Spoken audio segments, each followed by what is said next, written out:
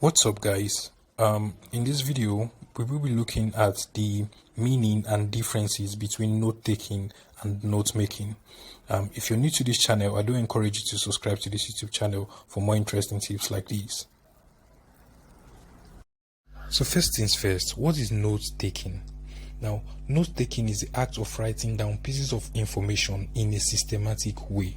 Now, it can also be referred to as the practice of recording information or capturing information from different sources.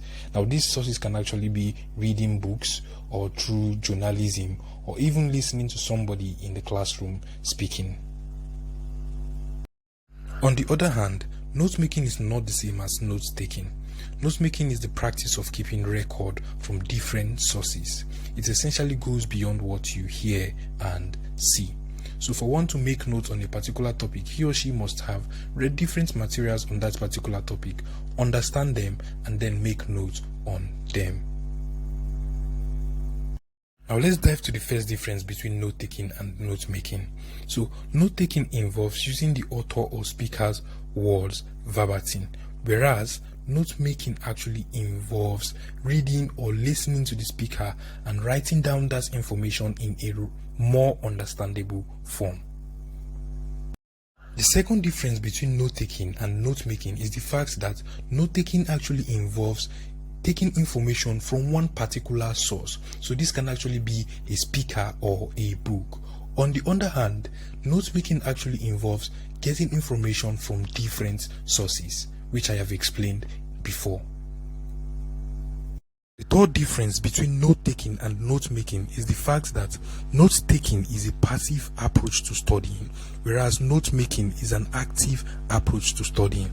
Now, note-taking is active because you are probably not doing anything, but then in note-making, you are reading, listening, and then putting down every information in a more understandable form. On the fourth difference between note-taking and note-making, note-taking actually involves a lesser understanding process because the aim is actually to put down what is being heard or seen. On the other hand, note-making actually involves a more understanding process because the aim is not just to put down what is being heard or seen, but to put them down in a more understandable form. On the fifth point, notes made is actually easier to understand than notes taken in the classroom or anywhere, because at this particular point you have added your own thoughts and understanding on that particular topic. But note taking is not like that, because note taking is just writing down what you've heard or seen, which is unlikely for a third party to just understand. Last but not the least point is the fact that note making is actually more intellectually demanding than note taking.